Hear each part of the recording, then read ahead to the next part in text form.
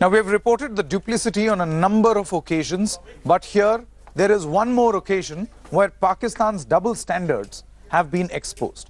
We are talking about that infamous press conference that was held of the Pakistani High Commissioner Abdul Basit in the national capital, and moments later a different statement altogether from the Pakistani Foreign Ministry.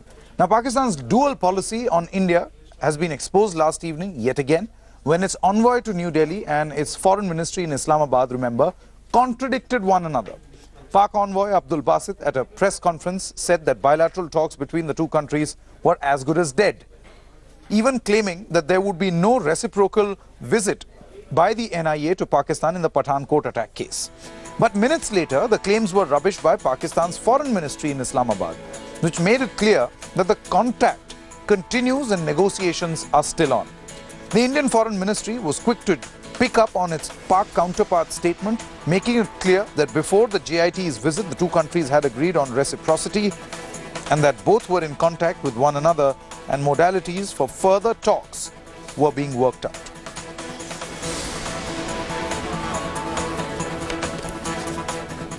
Now, it was Abdul Basit's much talked about press conference in the national capital which actually sparked off this controversy in the very first place. Now, in a surprise move, Basit virtually ruled out a reciprocal visit by India's NIA to Pakistan to question Jaish-e-Mohammed chief Maulana Masood Azhar about his role in the Pathankot terror attack. Basit also raked up the Kashmir issue and said peace talks between India and Pakistan stood suspended. The Pak High Commissioner told media that the arrest of alleged Indian spy in Pakistan corroborates Islamabad's charges against India. He, however, was evasive over granting consular access to Kulbhushan Jadhav, in fact, who was apparently kidnapped by pro-Taliban groups from Iran and sold off to Pakistan. Meanwhile, Pakistan's betrayal on Pathankot terror attack probe has evoked sharp reactions from many quarters in India. As far as I know, there is no meeting scheduled between the two foreign secretaries yet. I think at present it is suspended.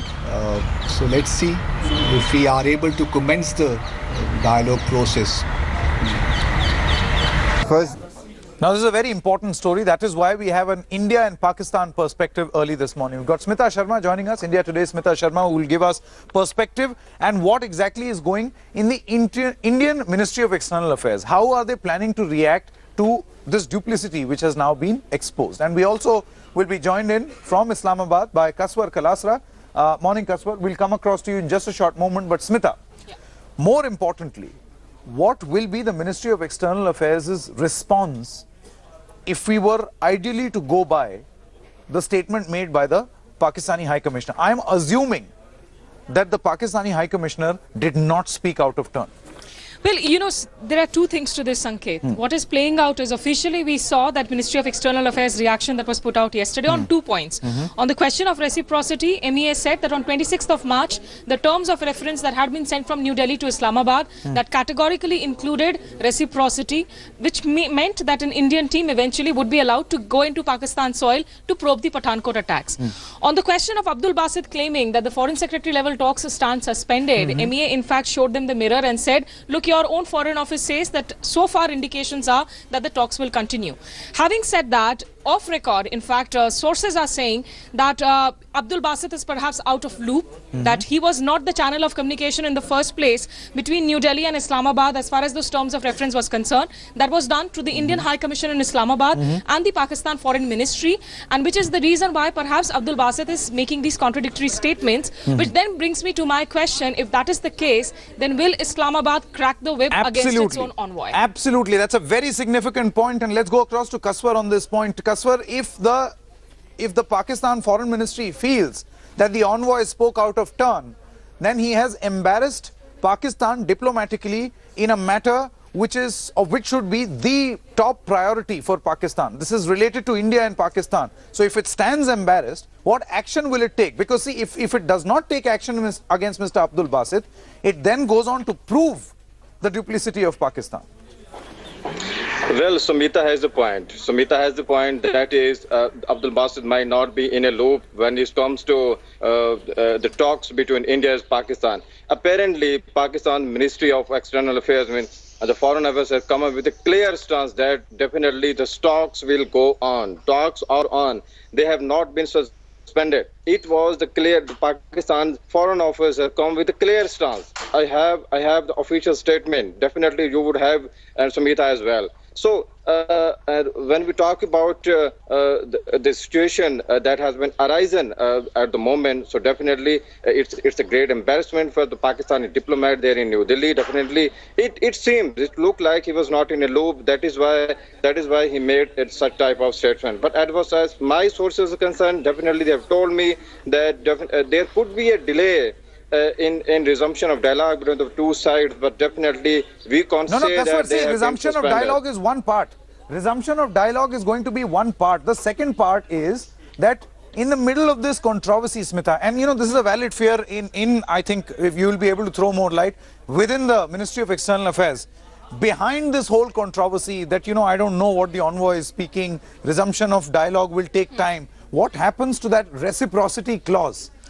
Which the Ministry of External Affairs has been talking about. If the Pakistani JIT had come here, will the Indian team go there or not? Look, that is something that the Indian government is hoping for at the moment, because already it is drawing a lot of political criticism back home as far as its opponents are concerned. On the very fact that an ISI and military intelligence official was a part of the joint investigation team that came into India, that also entered that forward Pathankot airbase. Absolutely. At the moment, South Bloc sources saying that, look, the reciprocity clause has not been rejected officially. Maybe Kaswa today, at some point of the day, can put this question to the Nafiz Zakaria, the Foreign Office spokesperson, or some senior official, and ask them categorically if they stand by the envoy's version on this clause of reciprocity, or does Islamabad have a differing version. But clearly, if it's not so, if Pakistan chooses to speak on different voices, it's much egg on the face for the Indian, in fact, in negotiators here too. Okay, that's very, very significant point that you have mentioned, Smita, because it is embarrassing. Yes, Kaswar, you wanted to come in. The point is, Kaswar, the point is, over here, the biggest fear at this moment is that suddenly Pakistan is going to hide behind this controversy. I don't know what the envoy is talking about. We are trying to figure out. Resumption of composite dialogue will take time. Kashmir should be on top of the agenda. What happens to that reciprocity clause? Well, what is the really official word from Pakistan? Yes. It's really important and a significant question as well at the moment. The official point of Pakistani government is very important. The Pakistan's foreign ministry have come up with a clear sense that do we know the official stand dialogues as will of go now? on. Yes, definitely. What yes, is the official stand? They have clearly stated that there is no suspension of NSA level talks between India and Pakistan. The talks will go on. It can take time, but there is no question of suspension when it's come to the NSA level talks between India and Pakistan. Definitely. No, I'm talking about the Indian team. The Indian team of NIA going to Pakistan and being given exactly that sort of access that the JIT was given right here. No official word on Indian team coming to Pakistan. So there has been no clear stance. Yes, definitely. They have not rejected, and Pakistani side has not rejected the stance, the possibility of Indian officers coming to Pakistan, and they have not endorsed their Pak in Indian as well. So definitely, as your question is concerned, so far we have not heard from Pakistani side when it's come to the possibility of along the Indian officers to come across Pakistan to investigate the Pathankot incident as well. I think it's just important to underline here, Sanket, that the Indian authorities at no point in time were actually expecting that even if the team were allowed to cross over into Pakistan, that they would be sitting across the table with a Masood Azhar. Yeah. That would be utopian, but that's not happening. At best, the NIA team going in there, perhaps trying to corroborate, a few phone calls, because from the spirit of cooperation that Pakistan is talking about, which Abdul Basit also mentioned. So, getting access to Masood Azhar is simply something that even our own NIA team, I don't think, will be expecting. But you will see a lot of these words, sort of these twisting around of words for this time buying as well that will happen now. Okay, Kaswar Kalasra as well as Smita Sharma, many thanks for this India-Pakistan perspective on what happens to be an embarrassing situation, not just for Pakistan, but also for some negotiators here in the Indian establishment. All right, we're getting news that after getting DNA samples, or rather giving the DNA samples of the 4 Pakistani terrorists killed in the Pathankot airbase attack, India is now contemplating disposing of the dead bodies lying. There's the hair. But then I decided to use the public transport. And now I feel I look like Natha. But don't you worry, the show looks fantastic.